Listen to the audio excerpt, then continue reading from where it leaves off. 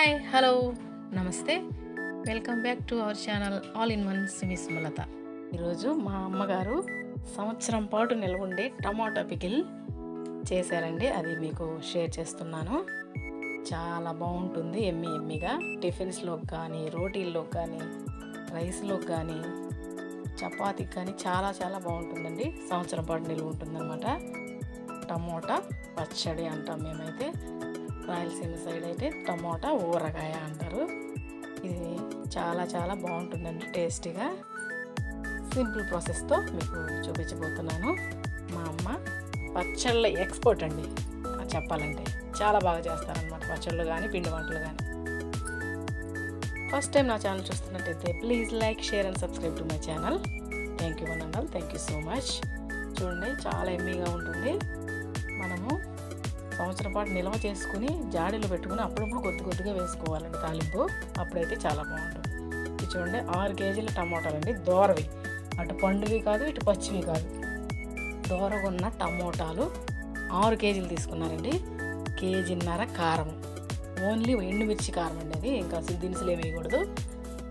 మళ్ళీ ఆవు పిండి, మెంతిపిండి.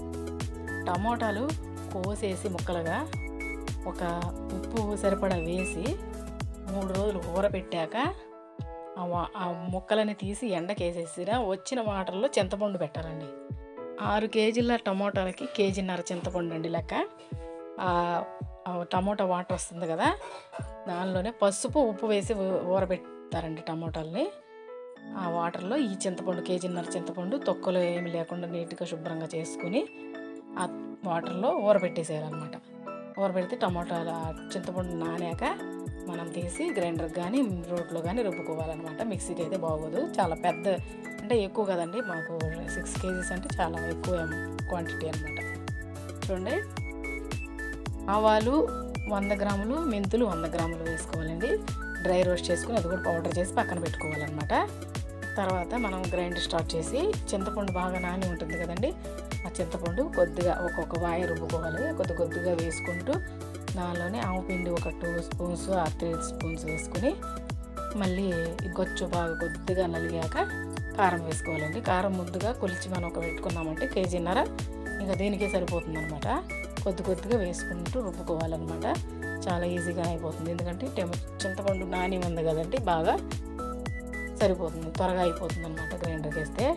మా అమ్మ గ్రైండర్ లేనప్పుడైతే రోట్లోనే రుబ్బేది. ఇప్పుడు మేము గ్రైండర్లో వేద్దామని చెప్పేవాటికి ఇంకా గ్రైండర్లో వేసామండి. ఒక 5 to 10 మినిట్స్లో నలిగిపోతుంది అనమాట. చూడండి, అన్నీ మిక్సింగ్ అయిపోతాయి.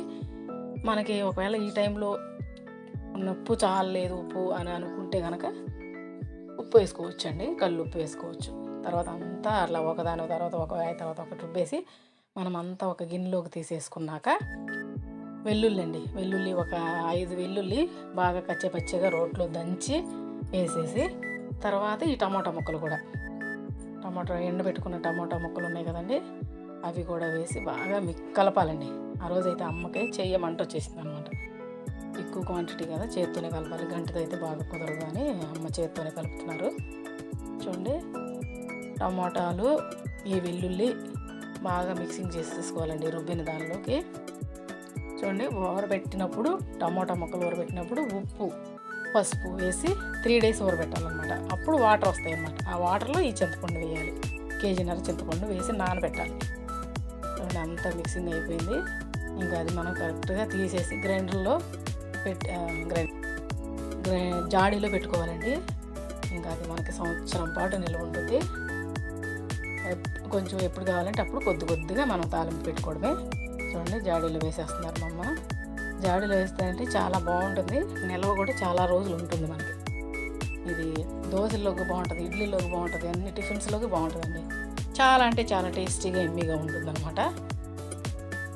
చూడండి, అంతా నిల్వ చేసేసి నీట్గా జాగ్రత్తగా క్లాత్ వేసి కప్పి పెట్టాలండి. అది జాగ్రత్తగా దాచిపెట్టాలన్నమాట. 1 year మా చెల్లికి నాకు పంపిస్తుంది అనమాట. చూడండి, కొన్ని పిక్స్ తీసుకున్నాము. ఇంకా తాలింపు పెడదామండి. ఫ్రెష్గా మనతో గార్డెన్లోనే మలిసిన కరివేపాకుతో తాలింపు పెట్టుకుందాము. చూడండి, ఇంకా తాలింపు పెట్టుకుని మనం ఎమ్మీగా టేస్ట్ చూడాలి కదా. ఫ్రెష్ కరివేపాకు అండి. ఆ రోజు అయితే వర్షం పడింది, చినుకులు. చాలా ఫ్రెష్గా ఉంది, రిఫ్రెషింగ్గా ఉంది మైండ్ కూడా. చూడండి, తాలింపు పెట్టుకుందాం. మనకి ఎంత క్వాంటిటీకి వేసుకుంటాం దానికి తగ్గట్టుగా ఆయిల్ వేసుకుని ఒక 4 ఎండుమిర్చి బాగా ఎర్రగా వేయించాలండి ఎండుమిర్చిని. తర్వాత పచ్చిశనగపప్పు, మినప్పప్పు, ఆవాలు, జీలకర్ర అవసరం లేదండి దీనికి. మినప్పప్పు, పచ్చిశనగపప్పు, ఆవాలు, ఎండుమిర్చి వేసి బాగా కొద్దిగా దోరగా వేగాక గోల్డెన్ బ్రౌన్ అండి, సిమ్లోనే లో టు మీడియంలో పెట్టుకోవాలి, సిమ్లో స్టవ్. తర్వాత మళ్ళీ ఒక వెల్లుల్లి రబ్బ దంచి వేసుకోవాలండి. అది బాగా లో ఫ్లేమ్లో వేగితే గోల్డెన్ బ్రౌన్ వస్తుందండి వెల్లుల్లి, చాలా టేస్టీగా ఉంటుంది అది.